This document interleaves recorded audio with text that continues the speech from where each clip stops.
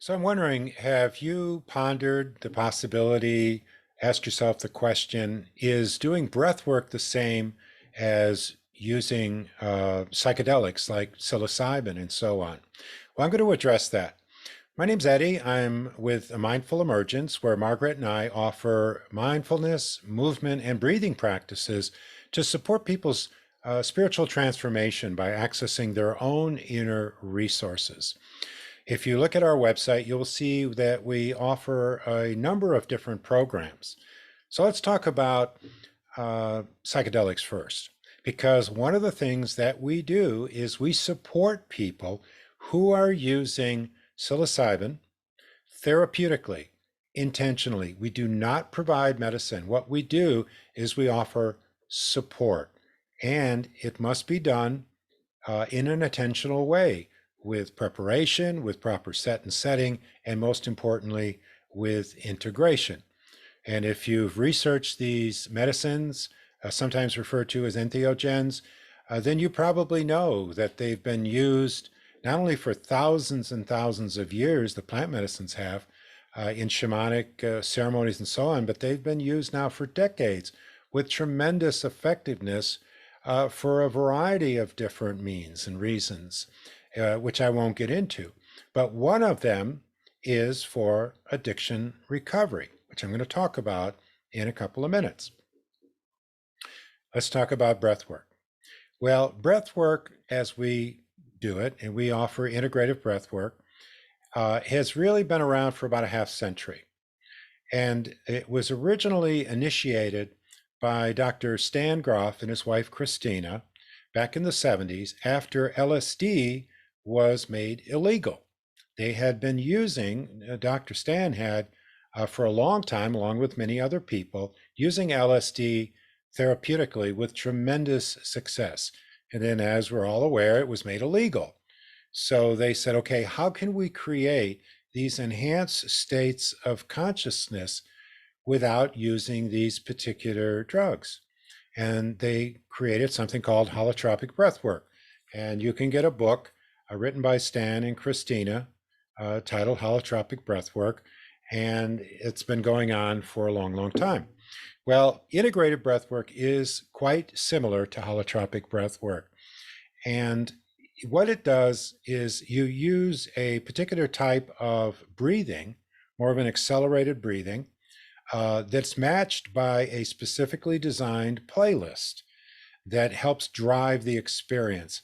And when we do this practice, the ego, or the default mode network in the brain, tends to loosen its grip and relax, and it opens up a lot of inner wisdom and inner resources within us. And it can be very enlightening. I use that word advisedly, but it certainly can open up insights and really restore confidence and give us a sense of empowerment. A very profound experience. Is it the same as using hallucinogenics? Well, I'm not going to say it's exactly the same. It certainly has its differences. Excuse me, but one of the big differences is you're in complete control. When you do breath work, you put on the headphones, the eye shades, the session usually lasts an hour, and you can stop the process at any particular time. Slow down the breathing, take off the eye shades.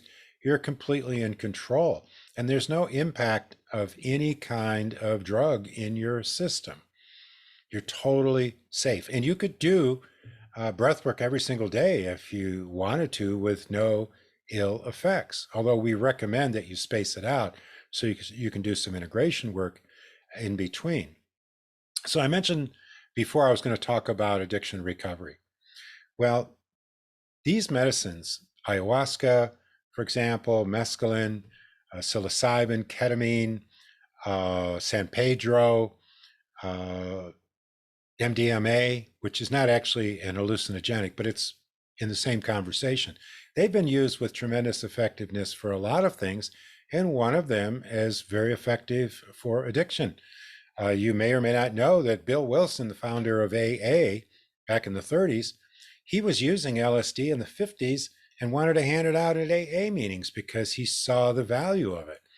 And obviously that didn't happen. But for someone who is wanting to stabilize their recovery, then using these kinds of plant medicines is probably not a good idea. For one thing, they're illegal, most of them, unless you get involved with a study or you're working with someone who is administering them through a church or something like that. So there's that risk factor.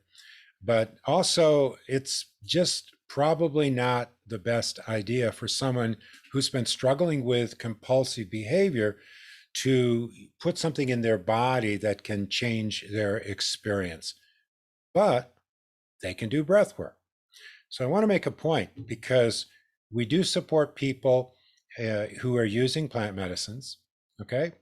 And we also work with people in addiction recovery. We keep them totally separate. When we work with people using the plant medicines, we're mentors, we're yoga, meditation teachers, and so on. Margaret's a birth doula. She brings that experience into that work with great effectiveness. We're also certified alcohol and drug counselors. We're not wearing that hat when we do that work. But we do have a program for people in addiction recovery, not for someone who's in the throes of deep addiction. They need to go to a treatment center. They're using benzos or alcohol. They need to detox first. But for someone who's gotten their legs under them a little bit and wants to strengthen and build on their recovery and avoid returning to use, we have a program called Resilient Recovery. It's on our website. You can look at it. And when we're doing that, we put on our certified alcohol and drug counselor hats. And I can tell you that in the process of doing that work, there is no discussion whatsoever about psilocybin or any of that.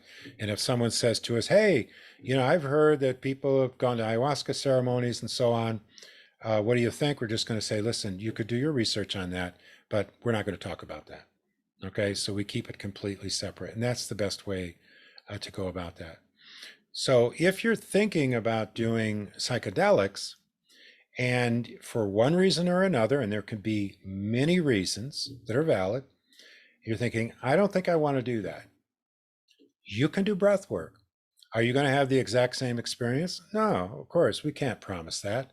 But I can tell you that a lot of the mechanisms that happens in the brain, in the whole neurophysiology, in terms of building, opening up new neural pathways, all that kinds of stuff, a lot of it can happen with breath work without taking the medicines. So as I mentioned before, we do breathwork sessions. We do them online every month. And we also meet with people individually, face to face, if they've been vaccinated. We meet with them in our office, and we do a number of other different offerings as well. And you can look on our website and see what we do. And if you're interested in signing up for the online monthly breathwork sessions, there's a link in there that will allow you to do that. So if you have any questions, you can contact us by emailing us at discover@amindfulemergence.com. So thanks for watching. If you like this video, give us a thumbs up. Subscribe if you want to get videos that are coming out. We usually upload 2 of them a week. Make sure you hit that notification bell. And of course, we love to hear your comments. So thanks for watching, and we'll see you next time.